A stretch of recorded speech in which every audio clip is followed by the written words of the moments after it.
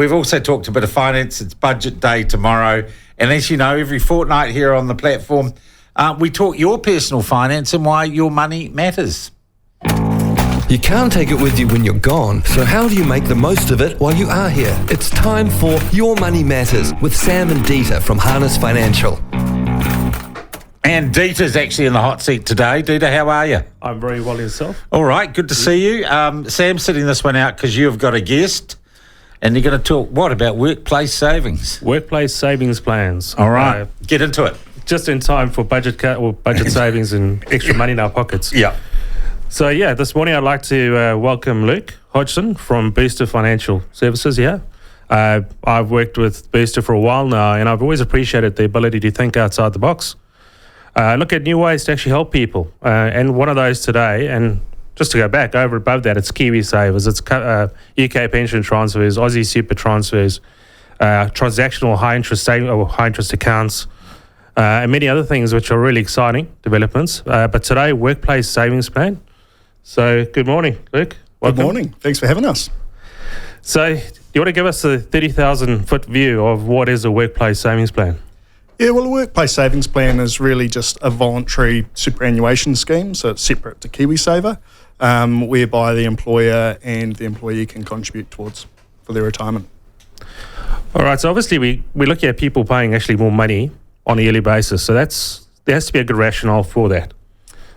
So why would someone actually look at putting this in place?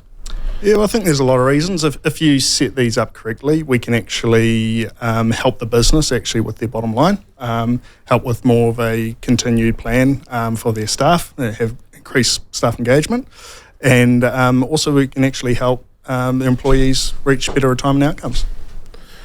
And I think, we obviously talk about retirement planning a lot. That is one of our core focuses and the insurance side, but when you compare New Zealand to Australia and many other countries, they're contributing quite a fair amount to their futures. And we obviously have the issue of people moving across for opportunities. So how do we compare to somewhere like Australia when it comes to actually putting away money for the future? Yeah, I think definitely Kiwis are far behind our Aussie counterparts from a savings perspective. I heard recently their contribution rates are about 11% at the moment. We look at KiwiSaver, we're 3%. Employer and employee contributions. Yep. Look, I got an obvious question. I'm an employer. I love Ben as I do. I think Ben's in KiwiSaver. Why should I go above and beyond that for my staff? Why should I be making a contribution to their future? I'm paying them their bloody wages, and I'm just thinking in a really bloody minded way here. What's in it for me? Yeah, well, I think there's... obviously, if we can have Ben longer, I'm sure he adds a lot of value to the business. And if we can stop, you having to replace Ben, train up a new Ben, and what's that opportunity cost of that downtime, that pull of your time, that pull of Ben's time in terms of him getting up to what we would say is his productive capacity, so really being fulfilled in his role.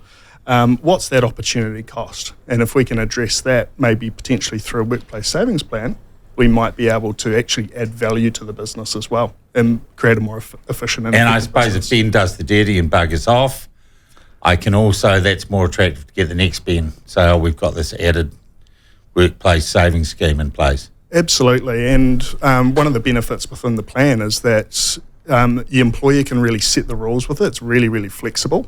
So if Ben leaves within, say 1 or 2 years and you haven't actually been able to train him up within that period, you could actually have rules where actually, Ben doesn't get those employer benefits. Oh, yay. Okay, I could be mean to it. Yeah. I'll let you carry on. Those were just questions sitting on the top of my mind. Great questions. Yeah, and I think looking at working a lot of business owners, there's a competition for good staff and a younger generation that actually are willing to think critically and have open minds. So replacing good people is a lot harder than it used to be.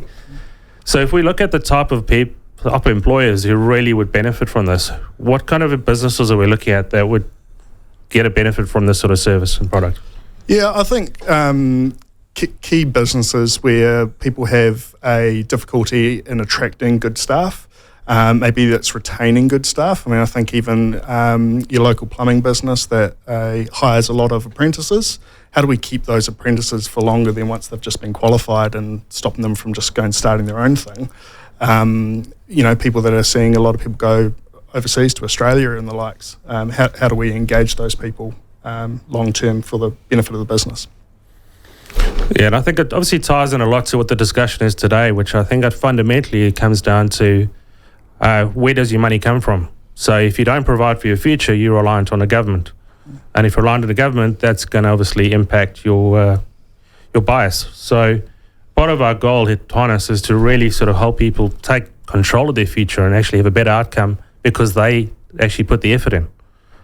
So part of that booster mantra, or that tagline, how does that sort of tie into this?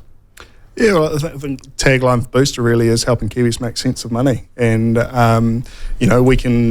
we obviously do that through KiwiSaver and our savings accounts and our investments, but workplace savings is another feather to that cap of how do we help people plan for their futures, plan for their retirements, so maybe they are less reliant on government super and things like that in retirement, because it's a long period of time that we're trying to plan for.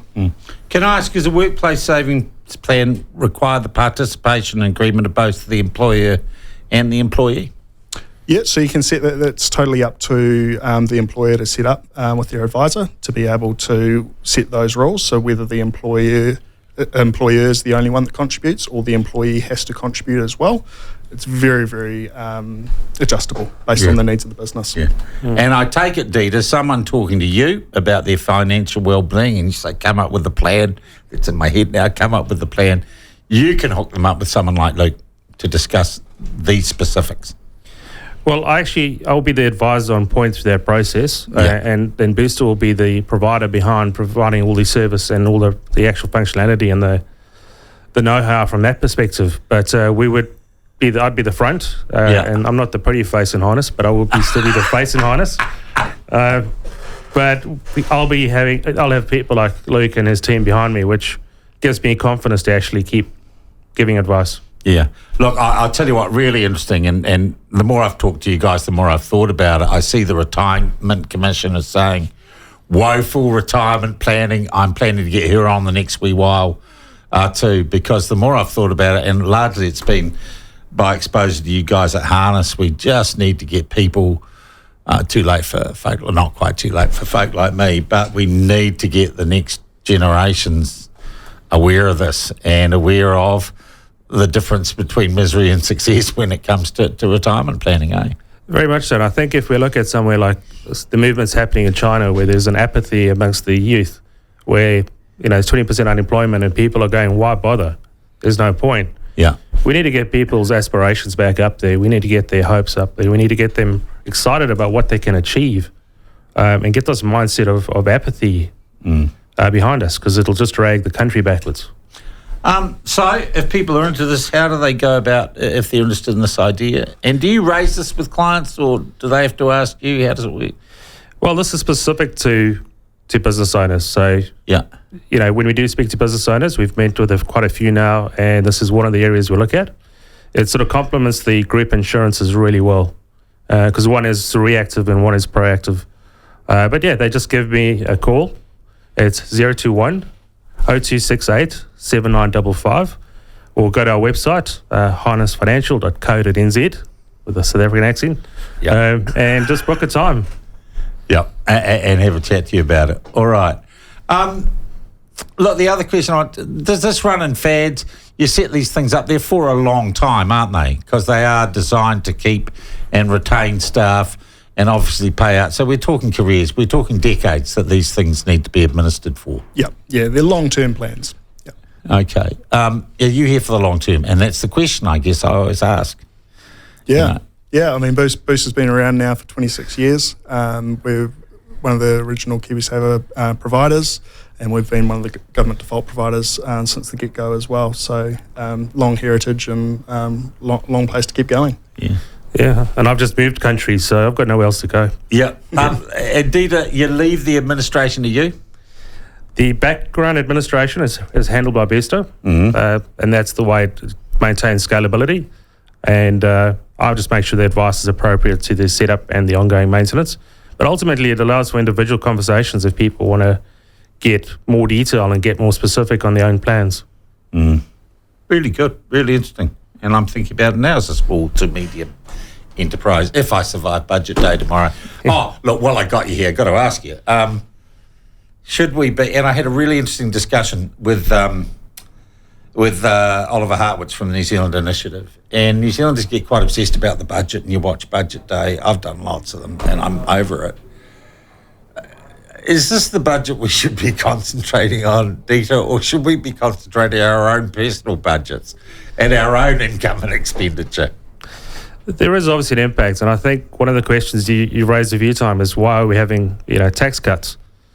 But ultimately, if you're cutting off the supply of the government spending, you need individuals to be spending a bit more to keep the economy and lift it up. So money in our pockets is more effective, but it's a long term. It's like turning a Titanic around, and it takes time. It takes consistent habits over time, and that applies to government and people. But we can't rely on a government to solve our problems. Yeah. That's our responsibility. Well said. But if people do want to solve their financial problems or start eating the elephant one bite at a time, remind us, how do they get hold of you? Yeah, can you be a call 021 0268 7955, or go to the website www.harnessfinancial.co.nz. And do not forget, folks, this whole segment is replayed on our YouTube channel. It's up on the podcast section of the app site, and we always get lots of people coming in after the event saying, oh, where do I find out more about that? Check it out on the app, on the website, on the YouTube channel. Your Money Matters with Sam and Dita from Harness Financial. To make the most out of your money, visit harnessfinancial.co.nz.